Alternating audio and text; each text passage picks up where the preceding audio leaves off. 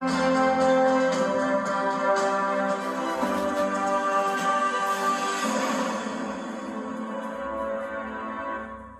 ธันวาของพวกเราวันศาสตร์ที่2 ธันวาแม่นวันที่มีความหมายความสำคัญสำหรับทั่วภาคทั่วรัฐและทั่วปวงชนลาวทั้งชาติแม่นวันแห่งชัยชนะที่ยิ่งใหญ่ในประวัติศาสตร์แห่งการต่อสู้ของชาติลาวเฮาเจ้าถือว่าปีนี้เป็นที่2 ธันวาคม 2025 วันสถาปนาสาธารณรัฐประชาธิปไตยประชาชนลาวครบรอบ50 ปีสนามหลวงแห่งชาตินครหลวงเวียงจันทร์ที่เต็มไปด้วยคนชาวนครหลวงเวียงจันทร์ก็คือแขกต่างประเทศที่เข้ามาร่วมรวมถึงคนเชื้อชาติลาวที่อยู่ต่างประเทศก็ได้มาร่วมเช่นเดียวกันเจ้าท่านผู้ชมที่เคารพ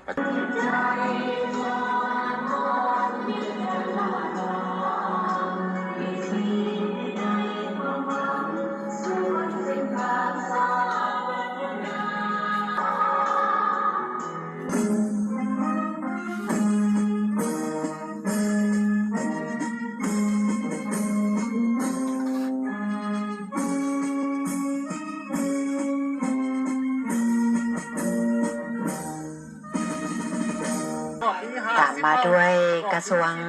วัฒนธรรมและท่องเที่ยวตลอดระยะ50 ปีแขนงวัฒนธรรมได้มีบทบาทเป็นปัจจัยพื้นฐานแห่งการดำรงคงตัวของชาติโดยได้ปกปักรักษากระทรวงวัฒนธรรมและการท่องเที่ยวได้นำเอานครหลวงพระบางวัดภูจำปาสัก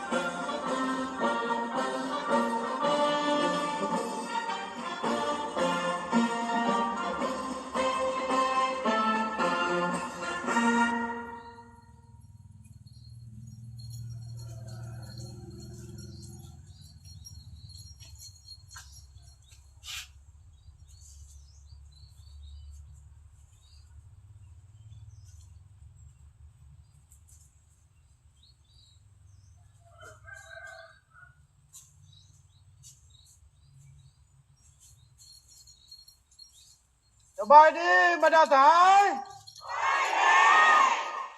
อวยพรบรรดาสายจงมีสุขภาพเข้มแข็งนำใจวันศาสตร์ที่2 ธันวามันยืน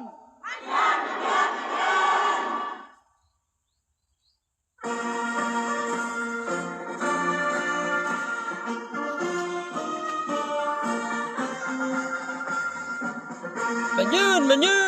น